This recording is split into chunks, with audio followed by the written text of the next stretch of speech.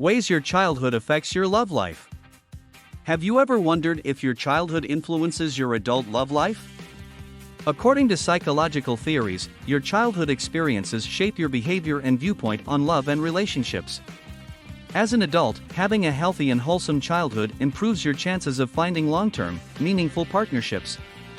Similarly, growing up amid adversity leads to a variety of adult behavioral disorders, including challenges with love and intimacy. The stages of life are well known. We're kids, teens, and adults. Many of us begin dating as adults, fall in love, and intend to spend the rest of our lives with someone.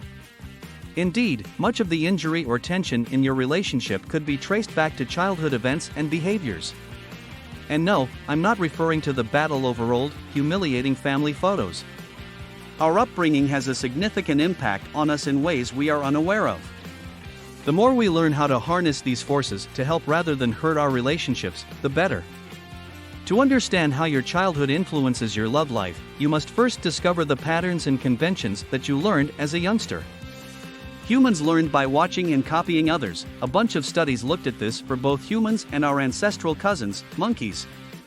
As a result, what we see in our homes as youngsters has a significant influence on us. Throughout this video, I'll use the term family, but family can apply to a wide range of family configurations. Way 1. Do you ever feel hesitant to show your affection for someone?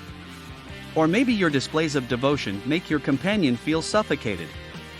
In the first situation, you may believe that being self-sufficient and aloof makes you a less burdensome partner. It could also be a precautionary measure. If you're overly concerned and protective, on the other hand, it could be a sign that you need to feel needed. If you're not nurturing and altruistic, you may be terrified of being rejected. Years of monitoring your guardian's love patterns have revealed such patterns. Their displays of affection set the tone for how you believe you should act in a romantic relationship. Way 2. Another example given by your parents is how to express your views and feelings. You learn how to communicate openly and politely in adult relationships if you see them do so. If you only hear them speak in a harsh or insulting manner, you will unconsciously adopt such tendencies. You can also develop an evasive and dishonest communication style. Way 3. Attachment styles describe how a person interacts with others. These personalities are shaped by the nature of your interaction with your parents. You'll find it easier to be available, sensitive, attentive, and accepting to your partner if you had a stable bond with your mother and father as a child.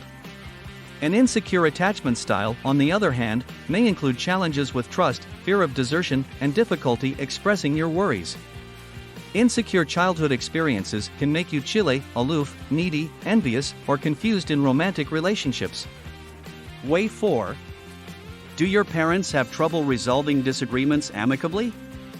Are you used to seeing their fights get ugly, with things being exaggerated and then put under the rug? You must observe and practice fair fighting principles in order to learn how to handle conflicts in a healthy manner. All partnerships will have disagreements, but they don't have to be dramatic or defensive. If you don't believe me, it's because you were never taught how to handle a problem in your youth. Way 5. What are your thoughts on marriage and parenting? Growing up in a loving home and seeing your parents' successful marriage inspires you to want the same. Witnessing a broken marriage, domestic violence, or any form of power imbalance, on the other hand, may make you uncomfortable with the concept of monogamy and commitment. Similarly, how your parents raised you has an impact on the type of parent you desire to be. You'll either use their parenting as a model for your own or try to do the polar opposite of what they did in order to be a better mom or dad. Way 6. Your attitude toward money is influenced by your childhood financial experiences. When you're accustomed to a specific quality of life, or wish to live in luxury, your attitude toward money will be influenced. If you're in a committed relationship with someone who is affected by your financial decisions, this simply has an impact on your romantic life. Consider whether your background plays a role in your monetary expectations if you and your partner argue about how much to spend and on what. Way 7. When confronted with a problem, you'll attempt to solve it using what has previously worked for you. If you're living now despite a tough childhood, it's because you learned to cope with it. Consider your childhood sources of comfort. Was it a family member's emotional support? Do you have a pastime or a personal interest that you use to pass the time? Maybe it was a self-destructive habit that got you out? You'll find yourself coping with challenges in your romantic life in the same manner as a grown-up. This can sometimes be detrimental to your relationship because you may end up pushing your partner away. Did any of the scenarios we presented strike a chord with you? Do you believe your upbringing influenced your romantic life? In the comments, please share your ideas and stories. Please get in touch with us. In the description below, you'll find a link to more reading as well as the studies and sources that were used to create this movie. Take care, and thank you for stopping by. Until then, good luck. Benefits of relationship. We are all aware that being in a relationship has numerous advantages. It not only appeals to our innate urge for belonging, but it also fosters a strong sense of community. This social link, in turn, has a 50% impact on our death rate, which is equivalent to smoking 15 cigarettes a day.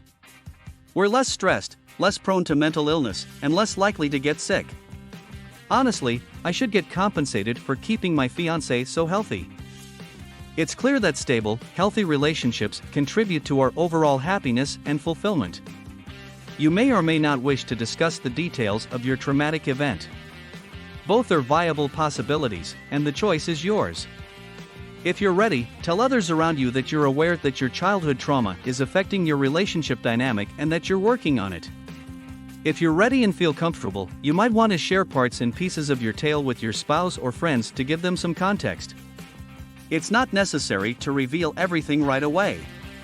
You may start small and see how it goes. Conclusion, outro. Understand that everything your parents did for you came from one of two sources: their love for you or their parents' unconscious patterns. Dig for the loving intention, even if it isn't obvious right away. How could their actions have been motivated by love, you might wonder? People whose parents were always challenging them because they noticed their child's weakness or softness in themselves and wanted to keep pushing their child to toughen up so that they wouldn't be as harmed by the world. They did it as a safeguard for their child, believing it would be beneficial. Make sure you are subscribed to get easy access to our videos by turning on notifications. Thanks for watching till end.